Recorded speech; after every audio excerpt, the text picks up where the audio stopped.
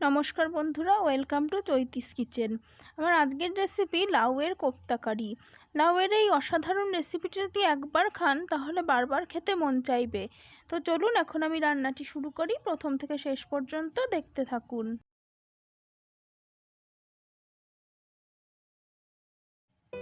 রান্না করার জন্য প্রথমেই লাউটাকে আমি এভাবে কেটে নিয়েছি। তো লাউটা যেহেতু একটু বুড়ো ধরনের ছিল, তো সেই জন্য মাঝের হাসালো অংশটাকে কেটে বাদ দিয়েছি, আর বীজগুলো ততটা সম্ভব ফেলে দিয়েছি যেহেতু বীজগুলো একটু শক্ত ছিল। আর এই যে একজন এসে গেছে আমার কাজের সাথী, তো এসে একবার উকি মেরে চলে যাচ্ছে। আর এখন আমি এই লাউগুলোকে এই গ্রেটারের সাহায্যে ভালো করে গ্রেট করে নেব।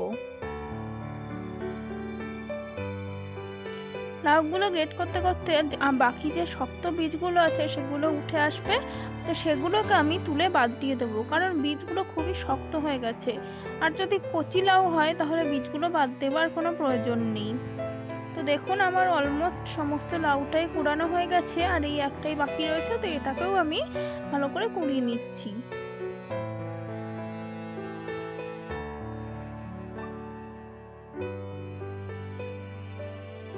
সমস্ত লাউটাই আমার খুব ভালোভাবে গ্রেট করা হয়ে গেছে। আর লাউটা থেকে ইতিমধ্যে প্রচুর জল বেরিয়েছে।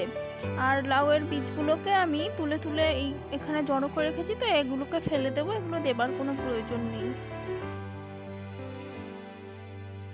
এবার আমি কুড়ানো লাউটার থেকে লাউটা ভালো করে হাতে চিপে চিপে সমস্ত জলটাকে বের করে নেব। লাউ থেকে সমস্ত জলটাকে খুব ভালোভাবে চেপে বার করে নিতে হবে, না হলে এই তরকারিটা খেতে ভালো হবে না।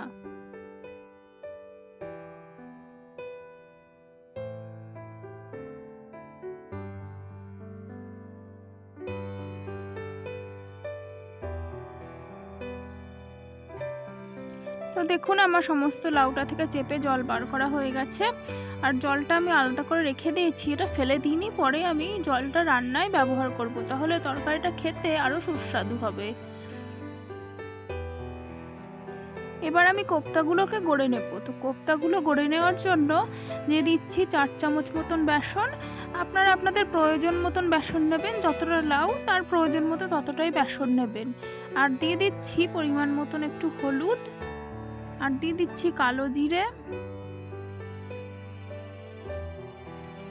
দিয়ে দিচ্ছি অল্প জিরের গুঁড়ো, আর দিয়ে দেব পরিমাণ মতন লবণ এবং চিনি। লবণ এবং চিনিটা আপনারা আপনাদের স্বাদ মতন দেবেন, যতটা পরিমাণ ঠিক সেরকম বুঝে লবণ এবং চিনিটা ব্যবহার করবেন। এবার সমস্তটা খুব ভালো করে আমি মেখে নেব। আর আলাদা করে জল দেওয়ার প্রয়োজন নেই, লাউয়ের মধ্যে যতটুকু জল অবশিষ্ট আছে সেই জলেই সমস্তটা ভালো করে মাখা হয়ে যাবে।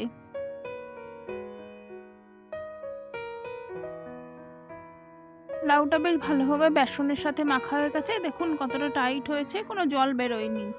আর এখন আমি কোপ্তাগুলো ভাজার জন্য কড়াইতে অলরেডি তেল বসিয়ে দিয়েছি, তেলটা গরম হচ্ছে। তেলটা গরম হয়ে গেলে কোপ্তাগুলো ভেজে নেব। তো তেলটা গরম হয়ে গেছে, এখন আমি কোপ্তাগুলো একে একে তেলে ভালো করে ভেজে নেব।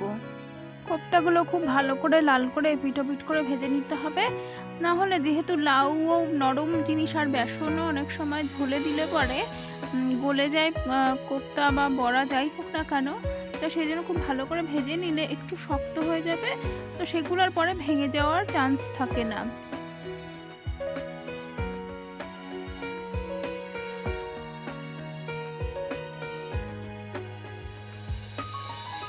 সমস্ত লাউয়ের মিশ্রণটাই আমি তেলে দিয়ে দিয়েছি, যেহেতু অল্প তো সেই জন্য একবারই ধরে গেছে।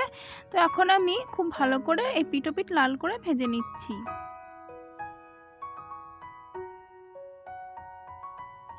সমস্ত কোপ্তাগুলো আমার ভাজা হয়ে গেছে, এখন বাটিতে তুলে নিচ্ছি।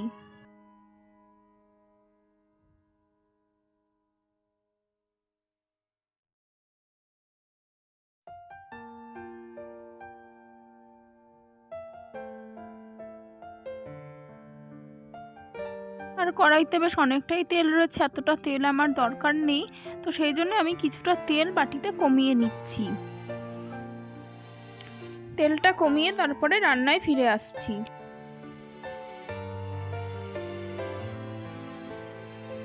তেলটা বাটিতে কমিয়ে নেবার পর তেলে ফোড়ন দিয়ে দিলাম তেজপাতা, আর দিয়ে দিচ্ছি গোটা জিরে।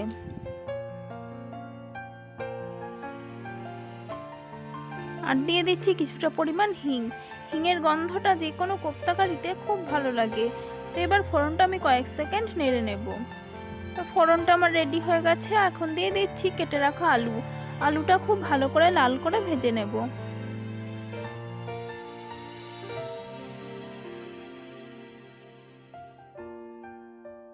আলুটা ভাজা করতে করতে আমি এখানে মশলা বানিয়ে নিচ্ছি। দিয়ে দিলাম একটা টমেটো, 2 টুকরো আদা আর কয়েক টুকরো চেরা কাঁচা লঙ্কা, আর দিয়ে দেব কিছুটা পরিমাণ জিরে।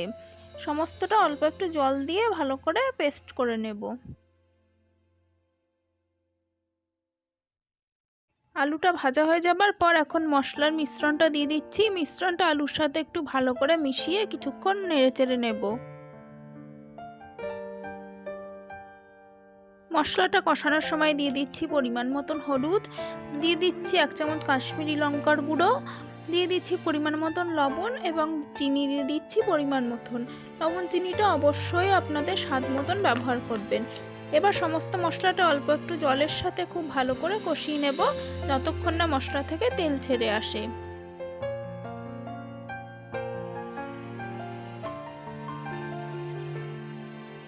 মশলাটা কিছুক্ষণ খুব ভালো করে কষিয়ে নিয়েছি। দেখুন তেলও ছেড়ে এসেছে। এখন দিয়ে দিচ্ছি পরিমাণ মতন জল। জল দিয়ে সমস্ত মশলাটা একটু ভালো করে মিশিয়ে নেব। আর ঝোলে দিয়ে দিচ্ছি আরও একটুখানি লবণ। ঝোলটা ফুটে উঠেছে। এবার আমি ভেজে রাখা কোপ্তাগুলো অ্যাড করব।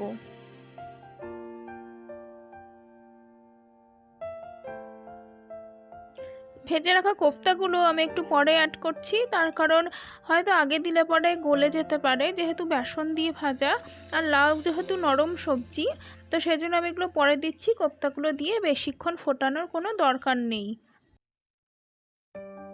লাউয়ের কোপ্তা কারি আমার হয়ে গেছে। এখন দিয়ে দিচ্ছি 1 চামচ গরম মশলার গুঁড়ো। গরম মশলার গুঁড়োটা সমস্ত তরকারির সাথে খুব ভালোভাবে মিশিয়ে নেব। তরকারিটা আমি বাটিতে নামিয়ে নিচ্ছি। দুপুরবেলা গরম ভাতের সাথে অথবা রুটির সাথে এই তরকারিটা খুবই ভালো লাগে খেতে। আপনারা যারা এখনও লাউয়ের এই রেসিপিটি ট্রাই করেননি তারা অবশ্যই এই রেসিপিটি একবার ট্রাই করে দেখতে পারেন। আশা করি খুবই ভালো লাগবে। বন্ধুরা, আমার আজকের রান্না কেমন লাগলো সেটা অবশ্যই আমার কমেন্টে জানাবেন।